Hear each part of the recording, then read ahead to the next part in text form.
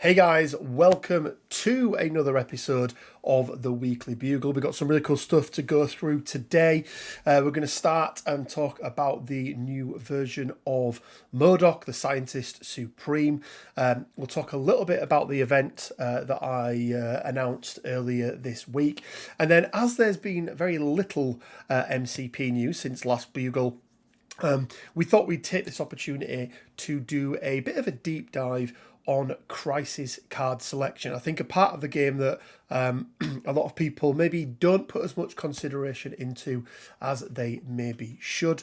And joining me for the Weekly Bugle is once again not only Mr. Quinn Duggan, but also Mr. Ron Walker, the king of the Inhumans himself, back in actual video form this time, Ron, as well. So, Ron, how you doing? I'm doing good, man. Thank you very much. You been taking any more names since we last met? I've only played one game of MCP since we last spoke, and that was my TCS League game. We ignoring that Weapon X game we played? Yeah, that one don't count. And Quinn, how are you? I'm alright. I'm just finishing off a throat lozenge. Give me a minute. Yeah, Quinn's poorly. Quinn's not very well, so be gentle with him. He's had a long week, appearing on the red carpet for the Ant-Man movie. I'm a star, baby. But yeah, so thanks for joining us, guys. Great to have you both on. Let's do a quick roll call. Who we got in? Swedish Troll first. Well done, buddy. Board Games and Chill. Hey, man. Richard. Hey, Glyn. Hello, buddy. Nuclear Kid. Fools. Modok is the greatest intellect of all. Cower before him, insects. And Buddy Langer has very nicely sent a little message to each one of us individually saying hello. So, yeah, hey to you, Buddy, as well. Yeah, very little news. We have had an image. But also we've got some details of the pack as well. But let's start by taking a look at the new Modok sculpt. And let me just confirm it. It's Modok Scientist Supreme. So I think he's got the same alias, right? It's George, whatever his name is. Tarleton. Tadgerton George. Tarleton. Tarleton, that's it. So it's the same alias. So I don't think there's any cards with his name on, are they? Modok's cards do say specifically Modok, so things like aim lackeys are not going to work with this new one, but if there is a card with the name George on it, the old one will be able to use it as well. Let's talk about the sculpt first of all. Quinn, what are your thoughts on the new sculpt versus the old one? It's alright. It feels very similar, just a bit more dynamic, I guess. Yeah, I would have liked to have seen the whirring blades. That would be cool. Sticking out at the front. Yeah, I think that would have been cool. Ron, what about you? I love it, man. I think it's great. But I'm a big Modok fan anyway, because, Quinn is my homeboy. Yeah, I must admit, I am that single point of contact being the flame on the base does give me a little bit of a scare. I'm not sure. Well, he's a bit rocked back though, right? So obviously the centre of gravity is a bit more back in that direction. I think it's a little bit like Hulkbuster, isn't it? Where on first glance it looks like it's just going to fall over. Yeah. But because of the way it's pivoted in the centre of gravity. George, that's a weird way to pronounce Quinn. I'm really disappointed that there isn't grunts though, because I really want to Modok. Aim like I think that would have made him feel very different. It's the thing that I think makes Red Skull feel very different to the old version of Red Skull, right? The Master of Hydra has his grunts, the Cabal version doesn't. And I know they're both in Cabal, but you get my point. And I feel like it's maybe a bit of a wasted opportunity that they didn't put grunts with him. Or, I mean, as Glyn just said as well, or even turrets could have been a thing. And I think it'd have felt like a big, and then you could have made him 6th threat, right? If he came with grunts, for example, and it'd have been a big enough differentiation. I think he's going to be 6th threat anyway. Yeah. Do you think? You think he's going to be 6th threat? And I think the reason he doesn't have grunts is because then if you were to give him grunts, you'd have to bump him up to 7. Or you just make his card 6 threat. Yeah, but like, I don't know. We can safely assume that Immortal Hulk is going to be higher than 6, maybe 7.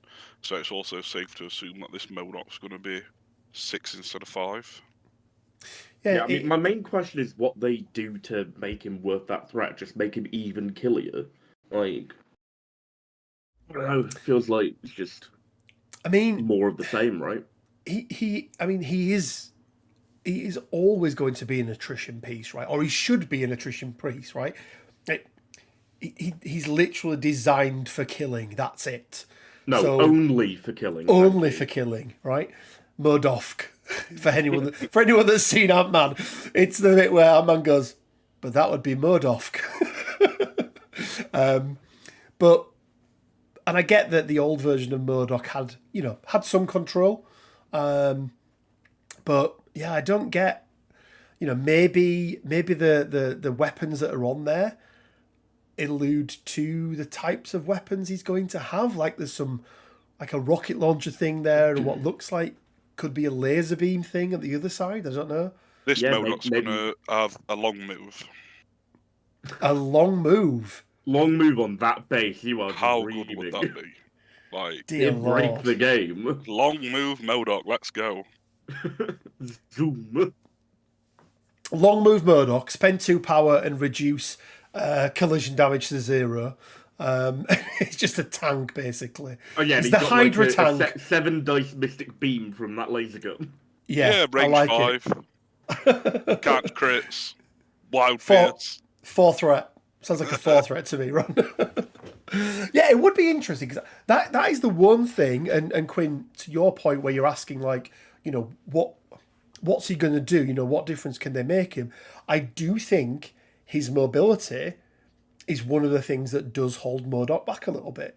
And the Doomsday Chair can get around, right? So maybe, I'm not saying he's a long move, but maybe a medium move.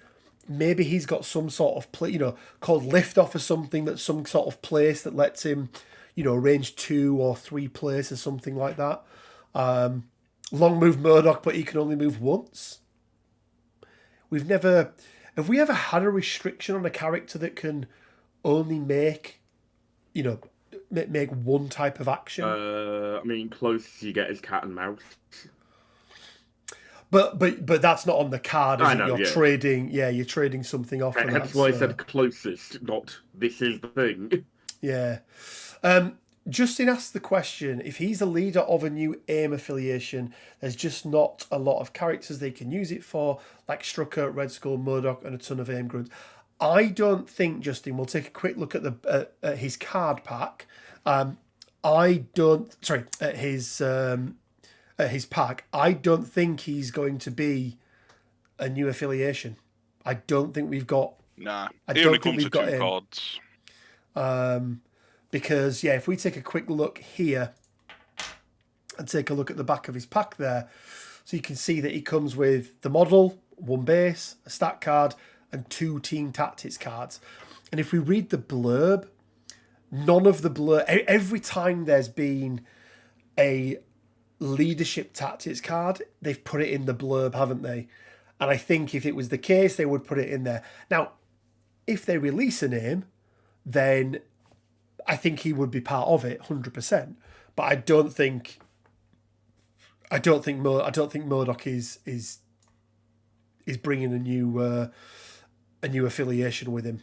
Right. I don't know, guys. Do you This is agree? left field, but what if he's a 3rd leader for Crimson?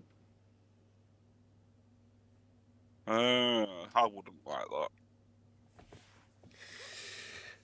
Crimson are already very strong. Yeah, I think if you're gonna make him a leader of anything, it has to be AIM. Yeah. And by the way, the reason Petty Grimes specifically in his blurb as well. Yeah. I mean, they do say. I mean, if you read his blurb, Modok may have been designed for killing, but in life, as in science, things always don't go as planned. After being imbued with psychic mutations by Ames research, the being formerly known as Joel Tarleton rapidly took control of the facility himself. Like, that's in his blurb. Yeah. So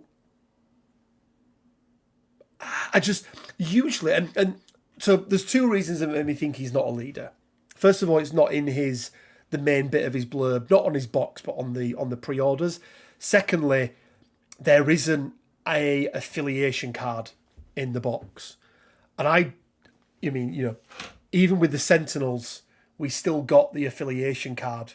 And I think Don't we did need with a card Weapon if the X. affiliation already exists. Just saying, Crimson, it's maybe a thing. I really wouldn't want to see him as a Crimson. Psychic mutations, new X-Men leader confirmed, says Nuclear Kid. Yeah. What other Also, things do you... Can we just take a minute to appreciate how terrifying his art is? Like, on the actual front of the box. Oh, yeah. Yeah. Yeah, they definitely definitely didn't do a good job of that in the movie. Let's have a quick look. Momentum goes to Rich as Quinn is ill. I love this. Maybe we have a Shatterpoint momentum tracker, Quinn, that we bring up for every MCP. Nice model, but cover had grunts on it. Yeah, we did that. Wakanda still only has 5 characters, but let's release another Modok. I don't think anyone was looking for this or the new Hulk. Meanwhile, Fantastic Four continues to not be a thing. He's hoping for the new CS leader. Long Move Modok. Yeah, we did that one. Lou, hey buddy, hope you're well. What if he's just a Crimson leadership on his card? I mean, I think that's what Quinn's shouting, really. But I don't know. Like, I mean, did we want this? Did anyone want a new Modok or a new Hulk? Let me rephrase that. Did anyone want these versions of either of these characters? No.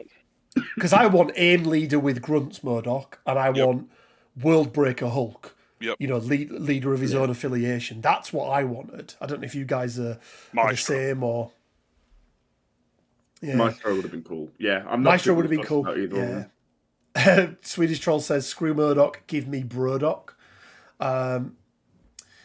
Weapon X doesn't have an affiliation card. That's a good point, Lou.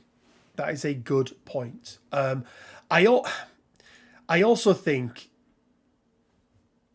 that if he is the leader of AIM, like only 2 tactics cards for a brand new affiliation. I mean, I know defenders are sat there like they'd love 2 tactics cards for their affiliation, but I think I just don't know. Like, I don't know.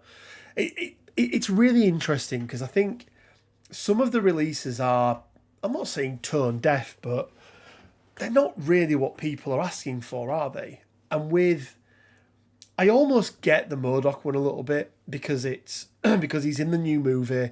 You know, it's his first live appearance. But I just think they could have done a different version of him. Who knows? He might be the limit. He might be the AIM leader. But I just don't see it with what's in his box.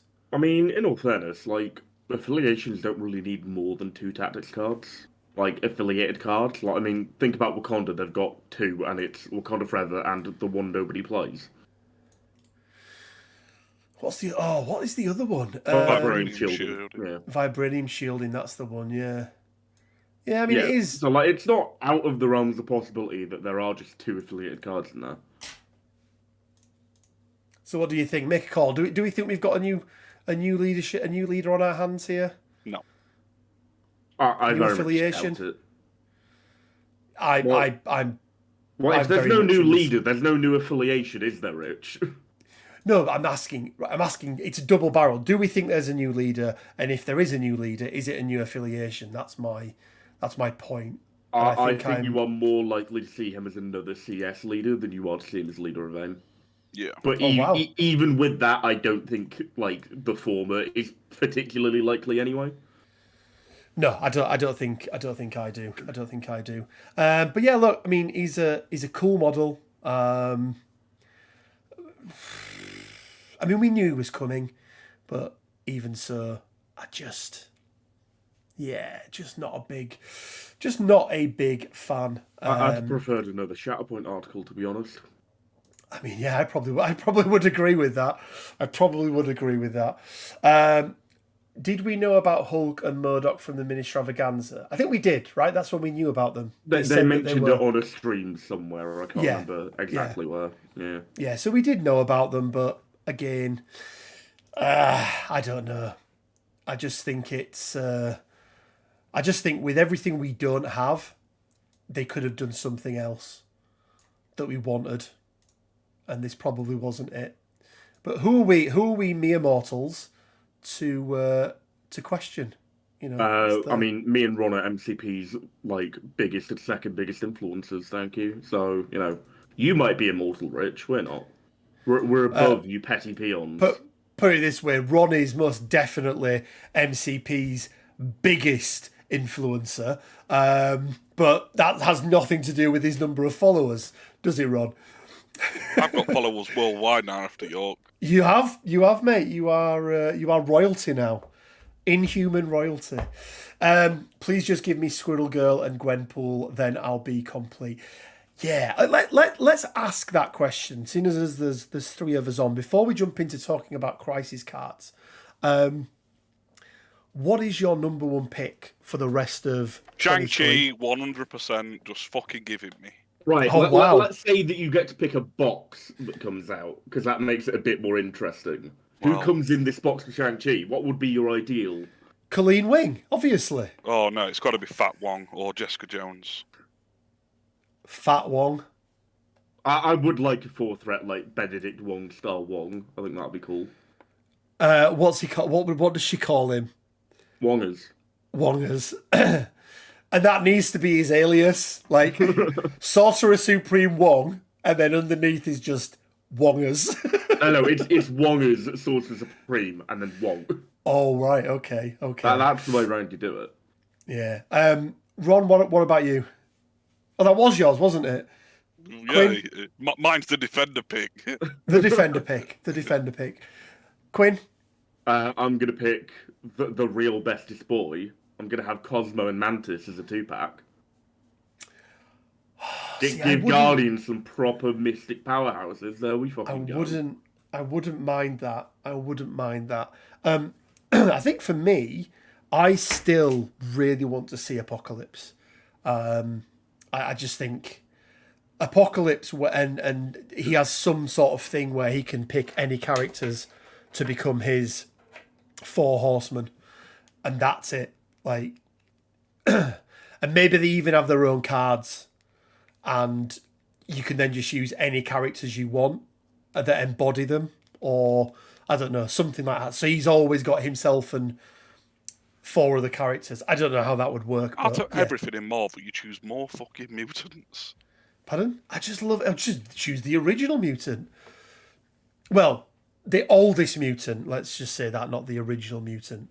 Because I think Namor was the first ever mutant in the comics, wasn't he? He is, Namor's a little bitch. Namor is a little bitch. Illuminati, that'd be pretty cool as an affiliation. I'd be down with that, but that'd mean Fantastic Four. And as Quinn says, that's not happening until next year, people. No, it's happening this year, November. Oh, you think this year? Yeah. Well, yeah, because November this year is the 4th anniversary of the game. Cool. Let's talk about a more interesting dark dimension. I mean, it's a low bar to be a more interesting dark dimension. Let me just quickly get rid of this. Right. Let's talk, guys, about crisis cards. And more importantly, the selection of crisis cards when we're building rosters. It's probably the number one question that I have people asking me, where they've picked the affiliation that they want. Team tactics cards, I think, are getting easier to pick now because there's less generic and there's a lot more character specific cards. So, if you're taking Pyro, you're going to take Pyrotechnics. If you're taking Ulik, you're going to take Rock Control. So I think that side of it's become easier. But I think one of the the things that a lot of people still struggle with is what extracts and what secures to take based on the list that they've put together, but also then based on the play style, whether they're going to play attrition, control, whatever it may be. So Ron, starting with you, when it gets to, I suppose, first of all, is at what point in that process of building a roster are you looking at the crisis cards? Do you pick the affiliation first and then pick your characters and then your tactics and crisis cards are last based on what you've got? Are they the first thing you put down and then you build around it? What's your sort of process and how do you choose those cards? Well, normally I pick an affiliation and then I select characters that in that affiliation. Then I go to crisis cards. Then I go back to splash characters. Okay. Just tinker from there. Normally, tactics cards is the very last thing I do. Okay. Quinn, what about yourself?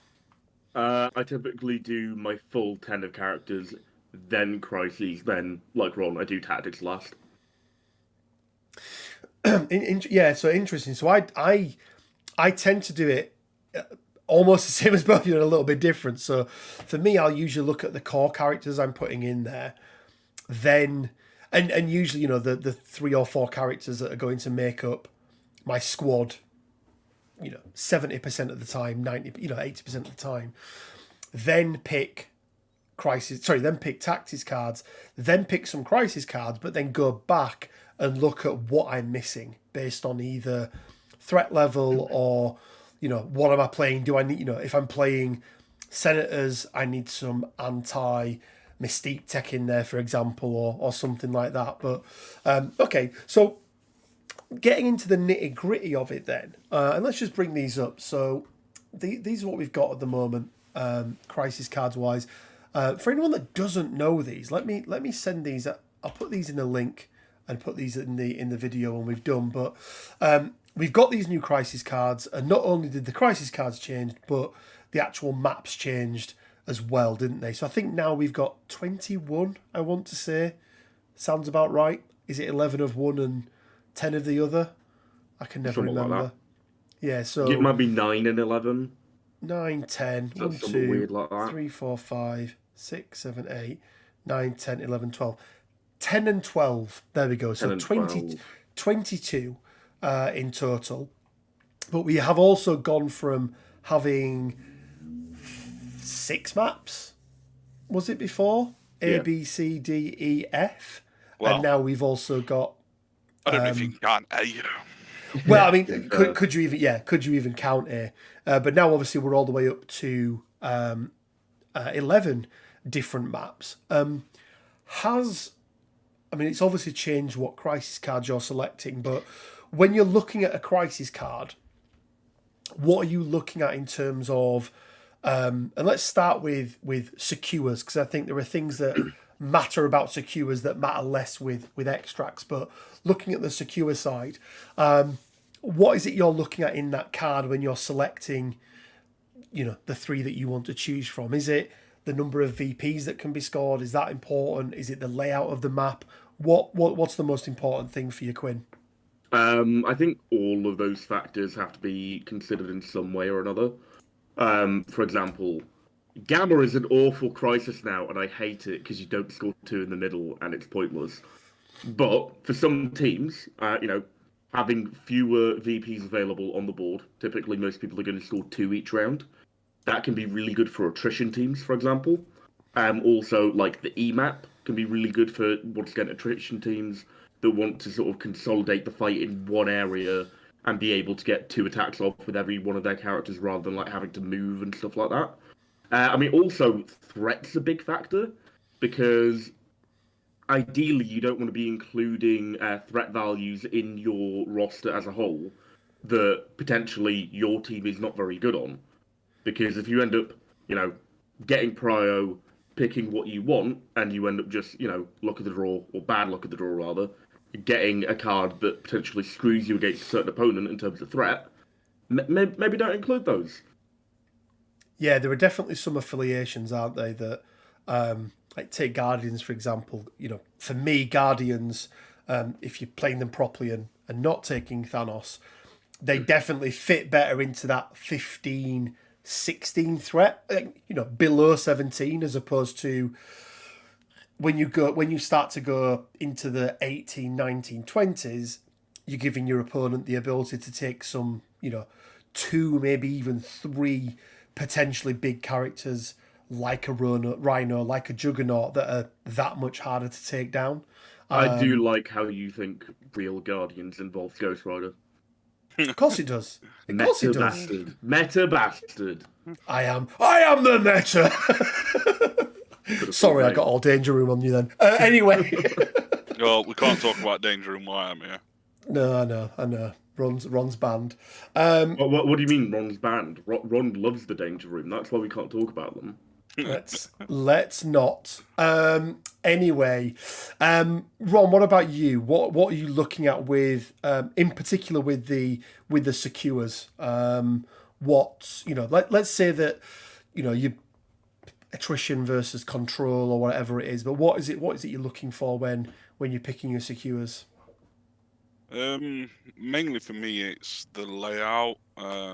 As I tend to lean more into the weird and wonderful attrition playstyle with like less used affiliations. Definitely E's are very good. I quite like B's, depending on like my core team, and if I have a core 4 characters, then I'll normally look at B's. Normally the only thing I don't look at is D's. Like they are the You worst love in the D game. maps. You love them. Absolutely awful. You love it's how really far apart weird. they are. It's really weird because for me, like, I love a D map. Like, absolutely love playing Guardians. That is obviously, but Cosmic Portals, or Cosmic Invasion or whatever. Yeah, Cosmic Invasion. That has to be probably my single favorite secure in the entire game. Like, I absolutely love it. So it's really weird how different ones. And do either of you got, like, I mean, I've just said there, Cosmic Invasion. Like, do either of you guys have a favorite sort of secure, or it could be an extract, but a favorite secure where it's like, okay, I'm going to be playing this no matter what because I just love that secure, or do you not really have that? I don't have that for a secure. But I mean, we know what yours is for extracts, Quinn. I mean, also, it's the same for you, right? Everyone loves a hammer. See, I hate hammers. Ron doesn't love a hammer. Yeah, that's because Ron's a freak of nature. I really dislike hammers. Notice everyone how Quinn is calling him a freak of nature virtually, because he knows. I mean, I'd do it in person. Ron would never harm me. He likes me too much. Like a sort of court jester that just sort of tumbles about. Yes, and I've just realised what I've said, Glyn. Rich loves the D ... maps. So yeah, and obviously we've sort of spoke about maps there, but that is so important, isn't it? On a secure, the shape of the map is really, really important because, Ron, to your point, if I think D's the one that pulls your team apart the most. Obviously, yeah. E's the one that keeps it together the most. Yep. So you often find that taller lists prefer E's, the E map, because it keeps everyone together. Although I've just had Daz has just said he dislikes E for narrow teams, which is quite surprising. I think tall teams tend to perform really well on E maps. I think it depends on how you define tall. Like you can play 4 wide, that's defined as tall, but then 4 could not favour E's. So my defenders roster, for example, when I play ASM, he doesn't like an E at all. Yeah, no. I think it can very much come down to like how self-sufficient the characters you're taking in a tall list are, whether they actually need to rely on each other for buffs, whether they need to be within like range for certain abilities like Death's Decree from Thanos, or whether they can actually just, spread out, do their own thing, and then not be focused fired in turn by the opponent's team. Yeah. Daz has just made a good point, actually. It allows your opponents to concentrate fire on your big characters. Yeah, there's maybe something to that. And I suppose it also allows for a lot of chip damage as well, doesn't it? With explosions off the back end of attacks, the more people that are close by means you're going to get more value from that, and beams and that sort of thing. So Yeah. I think tall teams now really value C. Not C. Yeah, C. yeah, okay. So along the middle, but the other way. So Yeah. running across there. Yeah, for whatever reason, that you never feel as bunched up, do you? I think it's because you're both coming at the sea from different angles, so you kind of spread out a bit more still. But whereas on an E map, if you get Gamma, you know what it's like for deployment, right? You might have one person on either side to go try and pick up the hammer or whatever it is that's out, but everybody else gets pulled into the middle. Whereas C, I think you do get a bit more.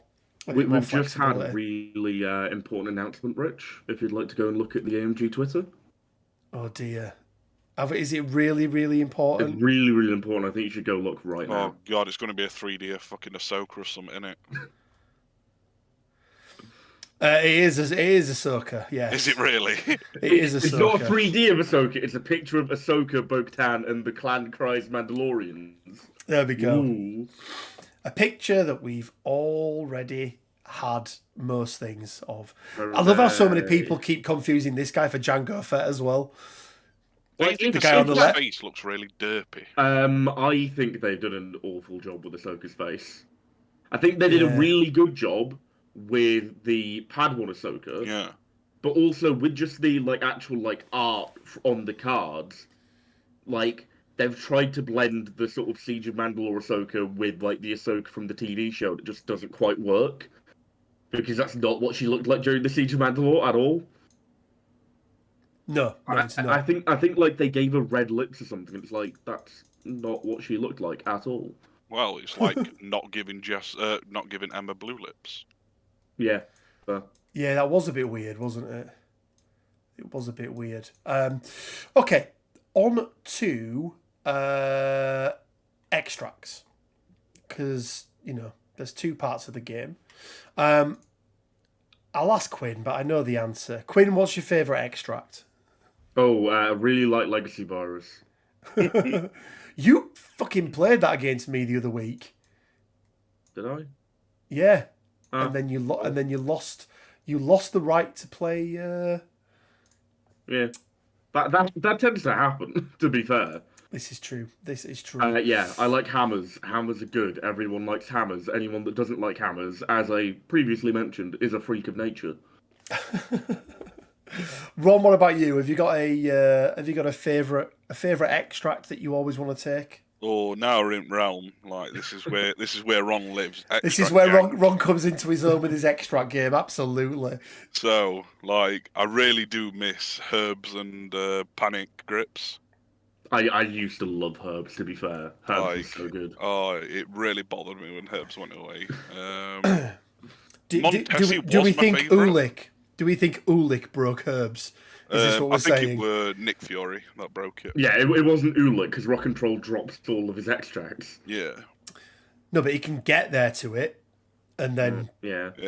I think Nick Fury broke it. The fact that he could double move, pick it up, reposition to his grunts, and you're scoring 4 from then on. It was stupid, absolutely stupid. I used to be a big fan of Legacy as well. Yeah, I mean, I really didn't like the old Legacy. I don't mind the new one. I think old Legacy was just too many points at once. Yeah. I think it was. And there was too many benefits as well, right, of actually holding the virus. Yeah. But going off the new extracts, I think they've kind of fucked Montesi. That pissed me off, because I'm a big fan of Montesi. But it's probably Senators now, maybe Skrulls. Okay. Don't I do like Senators. Skrulls. Don't talk to me about fucking Skrulls. What's wrong with Skrulls, Quinn? For the first game of the new Crises that Ron and I played, picked up 3 Skrulls round 1. Got moved all 3 times. It was very sad. I still wake up in a cold sweat thinking about Skrulls. Yeah, it's fair enough. Yeah, I do like Montesi. That is a favourite of mine. I like being a Guardians player and playing wide. I do like cubes as well. I think they're good. Not a massive fan of the new one, that the paranoia pummels. Ooh, I quite like Paranoia.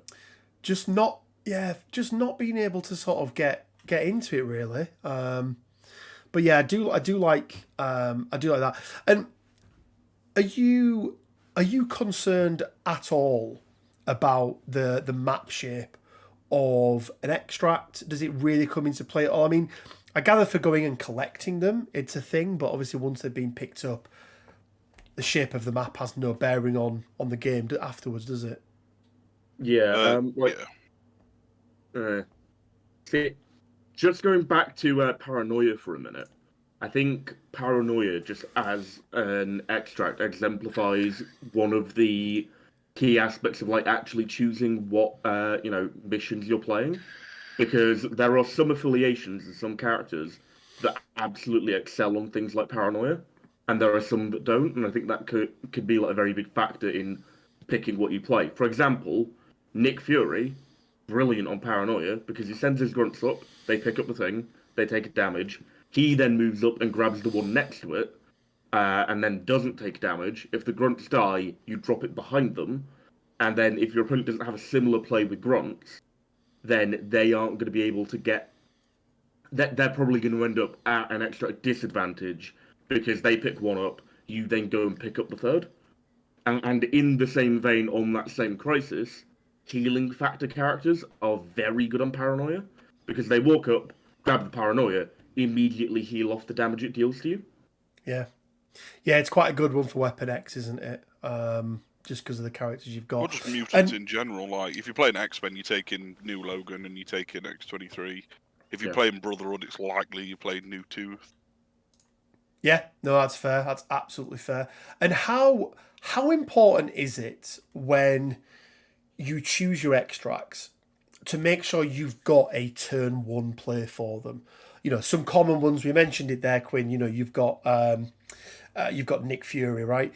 You've got using Doctor Strange with Eyes on the Prize or something like that. You've got characters like ASM and Angela who can go and pick up, two. If you get the power onto ASM, go pick up two things. How important is it to have a plan for that?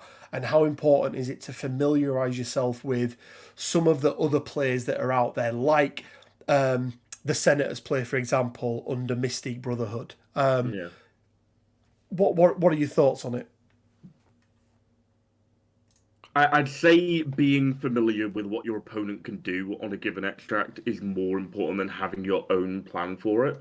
Just because, you don't necessarily have to do like jank every game. I know that's blasphemy to Ron, but like you can just go into a game when you're playing Inhumans in a 64-player tournament. You have to do jank every game, Ron, don't you? To be fair, I didn't actually manage to play much jank. It was just normally a safe eyes on the prize play, which you should be doing if you're playing humans anyway, because it's just so easy to pull off with any of their characters and any splash character that you take. Yeah. But yeah, I do miss Herbs and Panic Grips jank and Dead of Legacy jank sometimes. No, that's fair enough. I do feel like now the jank in the game, I do feel like it's in a position now where even if you do get caught off guard with it, and it's something you've not seen before, there still isn't anything in the game that is completely game breaking where you may as well just give up. I think you've still always got the chance to pull it back. I feel like it with the state of the game at the moment. I don't know if you guys agree or. Yeah, I think so as well. Like, I don't even know if you can really call it jank anymore. It's just you could just really call it safe extract play now, other than the Mystique Senators play. That is very janky. They take 5 Senators and you can't do anything about it, pretty much. But I think even with that, you can come back from it though, can't you? It's not, it's. Oh yeah, because at the end of the day, it's still a dice game. Yeah. Senator's jank is the worst. Yeah, I think it's probably the worst in the game at the moment, but I still think it's not that bad. But Quinn, what are your thoughts with the jank? I don't think there's anything in the game necessarily that you know can't come back against. I think there are certain things that are just not fun to play against. You know, Senator's Jank, not particularly engaging. Just anyone playing like, you know, 8 threat space reality Thanos, not particularly fun either. You can get through those things, you can overcome them. It's just they sort of suck a little bit of the fun out of the game, in my opinion. Yeah. That's fair enough. Yeah, I think you're right. I think I do think people should be aware of them. If for nothing else, at least you can identify them, and then at least you can either A, do something about it, or B, be aware of it, and at least it not be a surprise, right? So if you know you have to put a sacrificial lamb up the map, you're not putting your leader up the map, or you're making a bit more of an informed choice as to what you're doing with it. Depends on the leader. Well, yeah, I mean, Black Ball, send him up, kill him if you want.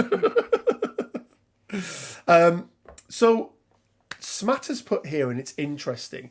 I don't like things that fundamentally make me play a different game other than standard MCP. And I'm interested, Smatter, as to what you mean by that. Yeah, I mean, is there actually a standard MCP, or is there just MCP people believe to be the typical game, right? I mean, I know know. you've got like the, stupid format where drop off and all you've got still exists, but no one plays that because it's absolutely horrific. I don't think that's what Smatter's on about, to be fair. No, I'd be interested in if you just expand that, Smatter, because I don't know if you're there talking about, do you see a standard game as being I move and shoot and you move and shoot and then back and forth, or do you mean the janky bit? So just expand on that and let us know. Ron, what are you going to say, sorry? I don't know, when I hear the phrase standard MCP, my mind immediately goes to, we're playing Infinity Formula and cubes. So like core set crises, that's fine. Yeah, The demo that's game. yeah, pretty much. The demo game from the box. Yeah, maybe that's just how every tournament should just be like. When you have to devote all resources to then deal with or avoid, I gather you mean an 8-threat Thanos and the like. Yeah, I think for me, I see that as being part of the standard game of MCP. Yeah, because everyone plays it. Yeah, dealing with big characters. And Smatter, I agree with your second part there, which is I mostly hate Thanos, I guess. Yeah, I think that's always been part of the game, though, right? You've always had these big characters. It was Thanos for a while, and then it was Malekith for a while, and then it was, originally it was Modok. It was Modok, yeah. When The game only first person started, with Modok was everywhere. it was the Mystic attacks, wasn't it? Old And the Modok fact that you could genuinely bow as made many me times as consider you quitting. wanted. It was absolutely horrific. Yeah, he And was then very good early doors. Then Enchantress came out, and she was the next big one. And Because she just did what Modok did for a threat less, right? And she could steal extracts. I mean, Okoye yeah. as well, right? Yep. And I get Smart's point is that a 2-threat Okoye or a 4-threat Enchantress goes down a hell of a lot easier than 8-threat Thanos, who's moving your players around, so you're only maybe getting one attack per activation into him. But I do think the thing with Thanos, Smatter, is and the way, or at least the way I try and deal with him, and Ron, Quinn, it'd be interesting to get your take on this afterwards, is just nuke him down. The moment he goes to his flip side, whether he's the leader of the leader of the Black Order, or he's being played as a splash character, the moment he goes to his flip side and loses his place, his value drops significantly. In terms of what he can do. Ron, Quinn, anything to add to that or disagree with that? Or I tend to ignore him. I tend to kill everyone else. See, I go for the same strategy as you, Rich. I just tend to break his legs and let him crawl home. Yeah, because that's the thing that where I really start to struggle is when, if I don't, or at least this is how it feels for me, I don't focus Thanos down, focus other people, then all of a sudden you're getting characters like Wong, doing 8 dice builders or Rocket with 9 dice builders off the back of Thanos. Whereas I feel like, yeah, it's his control play that causes me more problems than anything else. But again, it comes down to play styles, right? If you can isolate and take out other characters, then maybe that's the way of doing it. Spence says, I hate how X-Men, if they win prior, they force you to play on pay-to flips and get to run away with the extract. I mean, yeah, Spence, they that has been, at least under the Storm leadership play, because you don't really see much Scott leadership, but Even that is one of better. their things, even though he's better.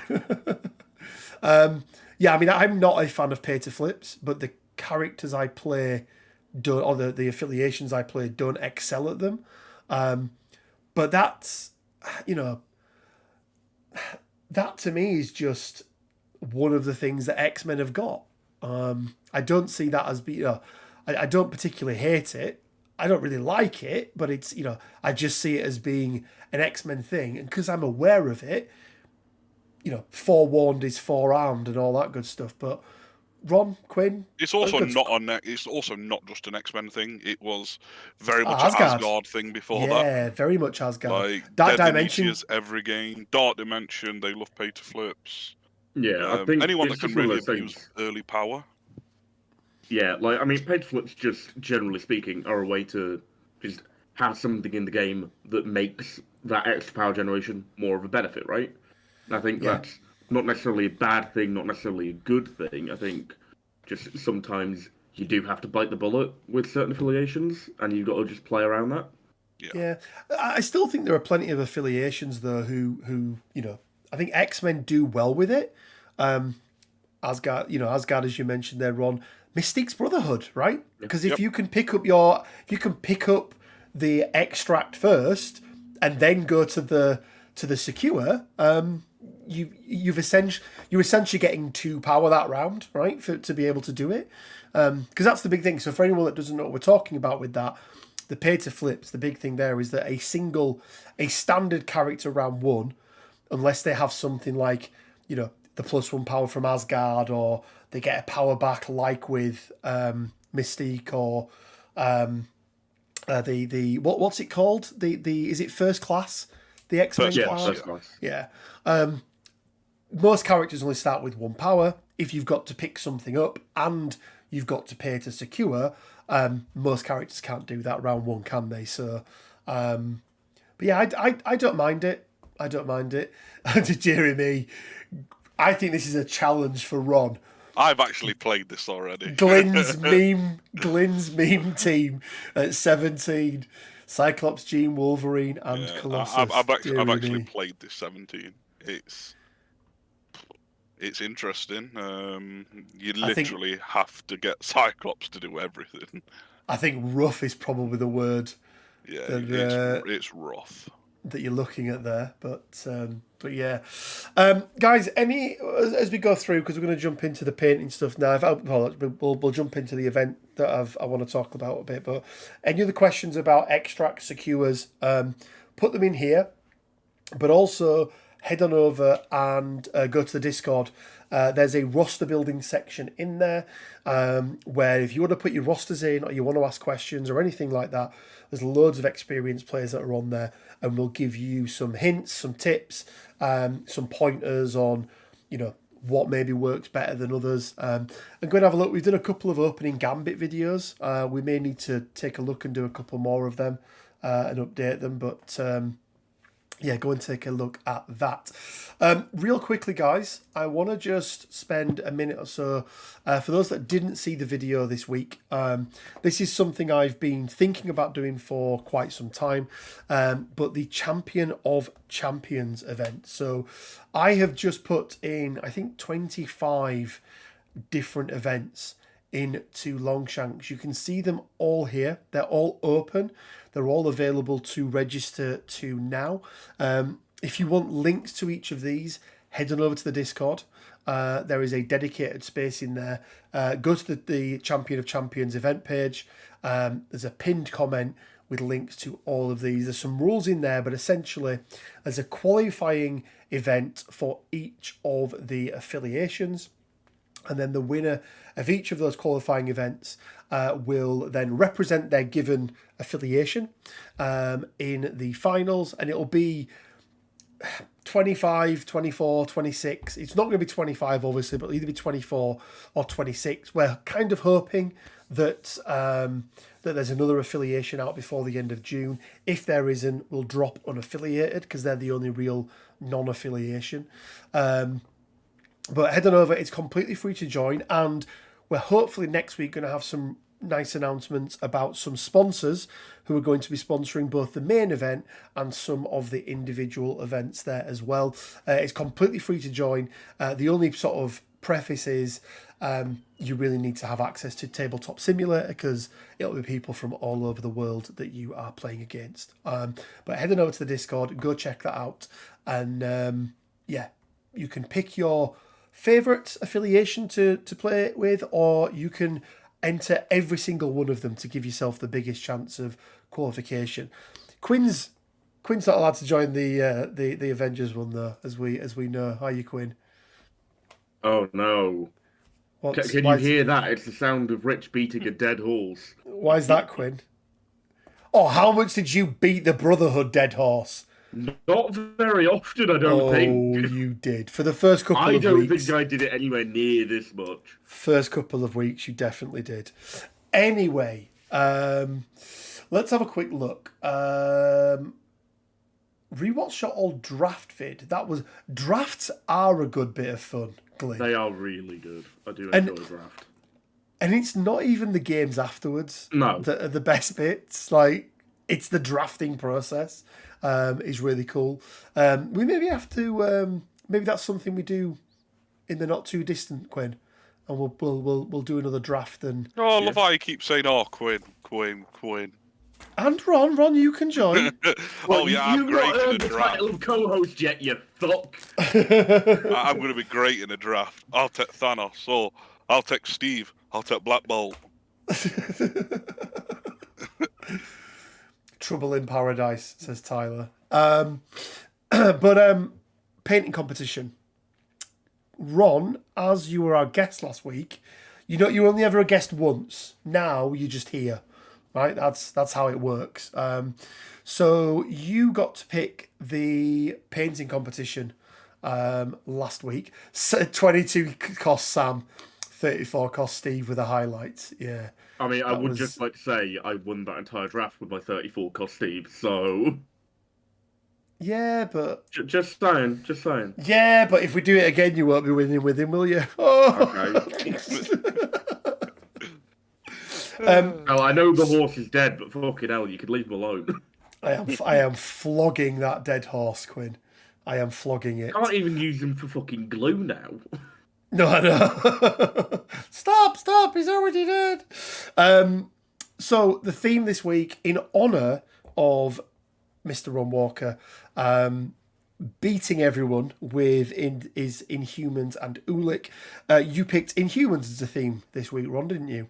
I did. So anyone who was Inhumans affiliated. So starting off with honourable mention number 1. For anyone that doesn't know what the hell this is, so Ron as co-host equals 17% less control for Quinn. The thing you don't realise is that Ron and I, make a fucking Megazord together just to bully Rich. Yeah, it just needs Aaron to turn up, and it's like, yeah. Oh god. You're like the Dinobots that come together and just form the big Dead Grimlock. How much better would Bumblebee be with Aaron's voice? All right. Let's go get them Adepticons. Let's go get them Adepticons. Adepticons? I've just made the same mistake as you, Ron. So, painting competition. We pick a theme every week. You then submit your entries. You submit them using the Discord server. There's a link down in the description below. There's a dedicated page on now there under hobbying. I had a little tidy up. We've deleted some old channels. We've had a little bit of housekeeping on the Discord server this week. We've now got a new dedicated Shatterpoint part as well. Shatterpoint was under other games. It's now been promoted and has got its own little spot as well. So submit your entries in there. Basically, we pick out every week at least two, usually two honourable mentions and a winner. Those people get put into the prize draw at the end of each month, where we do a prize draw. So in a couple of weeks, not next week, next week, we'll do the prize draw for February, where you can win a character pack, basically. And Ron picked Inhumans. So honourable mention number 1 goes to member of the community, Mr. Unlucky Gamer, for his Quicksilver. I think it was MCU inspired Quicksilver, but he has done the Adidas sneakers or the Adidas trainers on here, which I did appreciate a lot. I really, really liked it. A little bit of trash on the floor as well, which is always nice, but I liked the only thing he's missing is a bullet hole. This is true, yeah. Also, that's a really nice looking board that he's been pictured on as well. It looks like it's more MESBG than maybe what game are we talking about? Marvel Crisis Protocol. But I thought we were talking about Shatterpoint. No. Oh, right. Not yet. We need to think of. Anyway, let's talk about this first. So I really like the paint job. So well done, Unlucky Gamer, on that. Honourable mention number 2. Look, people know how to pull at my heartstrings, and if you're putting the bestest boy up, but putting him through a portal, then you're going to get some bonus points. So Jay Mundo, with his interpretation of Lockjaw. I'm only showing one picture here, but what you guys can't see is he cut the dog in half. And it is literally just half the dog coming out. A couple of people said that he should have done another one on another base, so you could have just had the arse of the dog leaving the portal, which I think would have been funny. I really liked this conversion. Yeah, very quickly, Glyn. It's the left side. The left side is the best side. It is. It's objectively the best side of the struggle tracker. It's not even subjectively the best side, let alone objectively. Yeah. So well done, excuse me, well done, Jay Mundo. And then the winner this week, picked by Ron, as he picked the thing, is this awesome looking beast from Binks, I think it was. Just move this down a little bit. There we go. Is that Bombad General Binks? Bombad General Binks, yes. Ron, I'll let you talk about what stood out for you in this one because it was your pick, and then me and Quinn will jump in with any other things that we want to add in there. Okay, well, it's the fur, man. The fur is so good on this beast. It's pretty incredible. Also, the book, I've done the cover as well. That's pretty snazzy, but it is mainly the fur, absolute top job. Yeah, the fur did stand out for me because there isn't much, if I remember right, there isn't much, if any, texture on Beast, really, is there? I don't believe there is, no. It's very, very minimal. Even the bear doesn't have much texture. So to be able to get that on there freehand, I think, done a really, really good job. And again, I only just noticed the book, Ron, the sort of book cover. I'd be intrigued as to whether or not that's a real book cover from something. So Binks, if you are in the chat or you do watch this back, let us know if that's a book, because I'd love to be able to compare it side by side, if it actually was a real book or not. But look, I just did the same thing, Quinn, so I'm trying to tilt my head to see if it was. That also does lead into one of the things I appreciate most about this mini is the fact he's posed him upside down on the thing, which, isn't how he normally comes, right? He's not. No, he's normally he's normally inverted, basically, isn't it? I think it looks like what they've probably done. I don't know, actually. Do you think they've just turned the structure upside down? I feel like they may have done. It's definitely possible. Because it feels like, did it. because if you look at his leg, his the left, girder, you can literally just flip it. yeah, I think that's what it Yeah. is, isn't it? Because I think his left leg is wrapped around it like it's almost part of it. Yeah. So yeah, really, really well done, Binks. I'd say a really, really good paint job. On to this week's, and because I missed last week's, I'm gonna take mine back. And in honour of Ant-Man Quantumania coming out at the movies, I really enjoyed it. We're not going to go into any sort of spoilers, but Quinn hasn't seen it yet. Me and Ron have. We both enjoyed it. Is it the greatest movie ever made? No. Did I have fun and laugh? Yes. Was Modok a highlight? Absolutely. Especially when he was being a dick. That was the bit that my daughter absolutely cried herself laughing. But in honour of Ant-Man and Quantumania, this week the theme is any characters who appear in Ant-Man and the Wasp Quantumania. So that can be official MCP characters, that can be 3D prints, proxies, whatever you want. And the fact that we've got a new Modok coming out as well.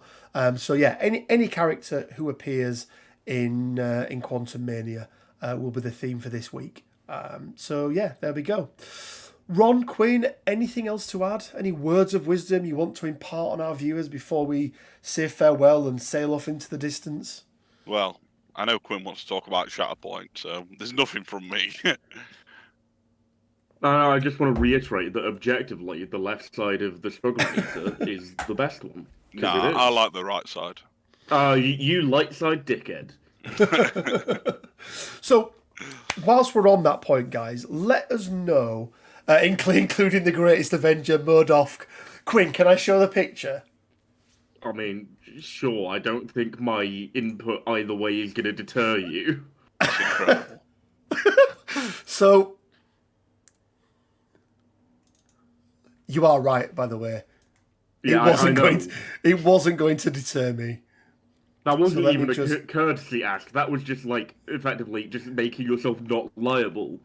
So this isn't a spoiler, as such, but this did make me chuckle.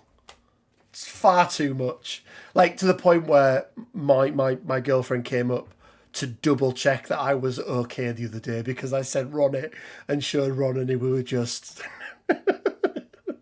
in hysterics. But there we go. We give you Quinn Doc. But let us know down in the comment section.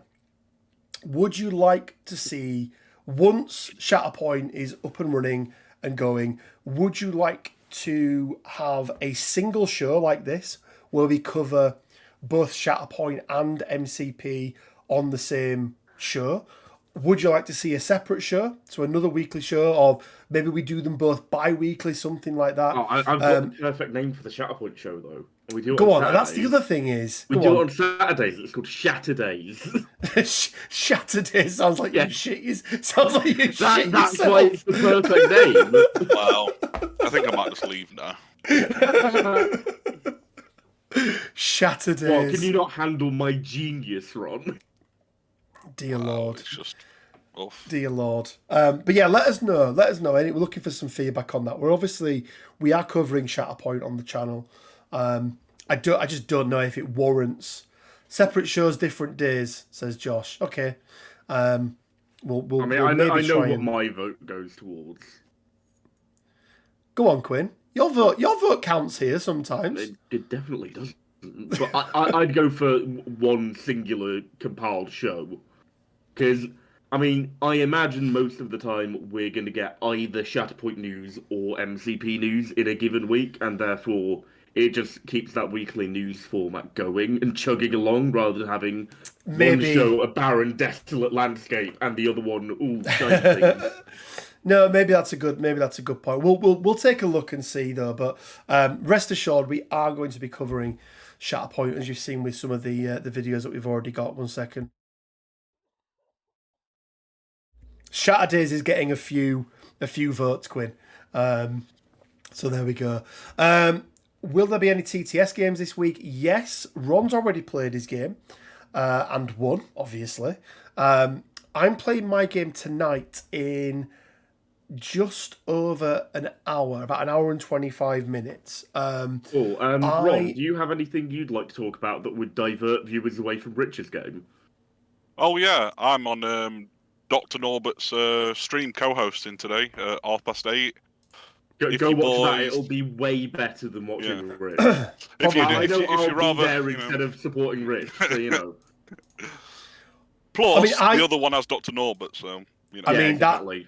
that is a good enough reason if there ever was one. But let me just drop you guys a link to Norbert's channel. There? Oh, Connect. No, there we go. I just started playing one of his videos. Let me put this in here for you guys. I'm just waiting for you to post his YouTube channel when he's on Twitch. I'm already on Twitch. Already on Twitch. So yeah, head on over. If you haven't yet already, go click the button and follow Norbert. Oh yeah, we can do the thing that we normally do, like this video, you fucks. Oh yeah, like the video. Yeah. But yeah, so go check that out. I don't know if I'm going to be streaming my game yet. I haven't spoke to my opponent, so I don't know if it's going to be streamed or not. But if I'm not streaming mine, Ron is going to be co-hosting on Dr. Norbert's channel. So go and check that out. So game in 1.5 hours from now. Yes, Patrick, that is, but I don't know if it's going to be streamed or not. That's the only thing. Dr. David Cameron makes an appearance right at the very end. No, he's Dr. been here Cameron. since the start. Has he? He has. I mean, I don't know who you're on about. You mean Mr. Cameron, yeah? Mr. Dr. David Cameron. Cool. Okay, guys, we'll leave it there. Hopefully we have a little bit more news next week to talk about maybe a Hulk card. That would be pretty cool. I mean, I'd take Emma tactic cards first. Would you take Emma's tactics cards over the Hulk? Yeah. I'd take Cena leadership, actually, I think. Yeah, exactly, right? I mean, also, it's just the pack that they've done reveals for, and it makes sense to get that out of the way before doing the next. And how do you balance a mortal Hulk? He's immortal. Well, is it going to be like It even says on the back of his box he has died 5-6 times. Well, is he going to be like 5 stamina? And what if he's just got like a nebula / honey badger rule where he can't interact with objectives? Yeah, he's just a 7-threat beast. He just smashes things apart. Maybe. Who knows? But I think maybe something where he's easier to take down, but he comes every time you take him down, he comes back. It's a 7-threat Bob. Yeah, 7-threat Bob. I like the idea of him getting like rage tokens and just completely going insane that one time you failed to kill him off. Yeah. I should be allowed to have rage tokens just generally that I can just chip in at any point. Ooh, scary. Actually, I did. One last one, guys, because I did say that I would mention it. Good friend of the channel and a human, Mr. Aaron Collier from Web Warrior Protocols. He has an event coming up. I want to say on the 11th of March. Yeah. Yeah. So 11th of March. It's going to be the Infinity Series. This is the reality gem. It's up to 128 players, is it? Something like that? Yeah. Did I see? So a big old event over here in the UK. I'm going to be attending. Quinn's going to be there. Ron's going to be there. So even if you don't like Aaron, being able to see us three we do sort of balance them out, don't we? I mean, then again, like, if we all start making fun of him, it makes 4 Brum accents in the room instead of just one. It does. Like, this is true. It's when it's like the. Do you ever? This is too old for you, Quinn. But Harry Enfield used to do the Scousers, and it was all of them dressed up as the Scousers, going, "All right, calm down." That is basically what happens because it's just us like going, "All right, mate. I don't even talk like that. All right, mate. But yeah, go check it out. I'm not even from Birmingham. Let me pop this again in the live chat there. I love how Daz has just put, but he's not from Birmingham. Brilliant. Go check it out. 11th of March. It's a Sunday. I think tickets are £20. All the details are in there. You can message Aaron directly. And the best thing about boarding, do you know what I think the best thing about boarding Brum is, guys? The stream. Nothing. No. The what, sorry? The stream. No. Were you not there for that event? The fact that they are on Ezekiel Lane. That might be the best thing about boarding Brum. Well, what's the stream? Ron, were you there for the stream? I was, yeah. Yeah, it was great, wasn't it? It was great. The venue flooded, like, in like, Oh, the winter. I and, was like, thinking live stream, not No, like exactly. But water yeah, there was pissing literally down. a stream that came through the entire gaming hall. It was great. Deary me. Deary me. Cool. Guys, we're going to leave it there. Go check out the event. Go check out the events that we've done as well for the Champion of Champions. All the details are on the Discord. And yeah, we will catch you next week at the same time. Bye for now.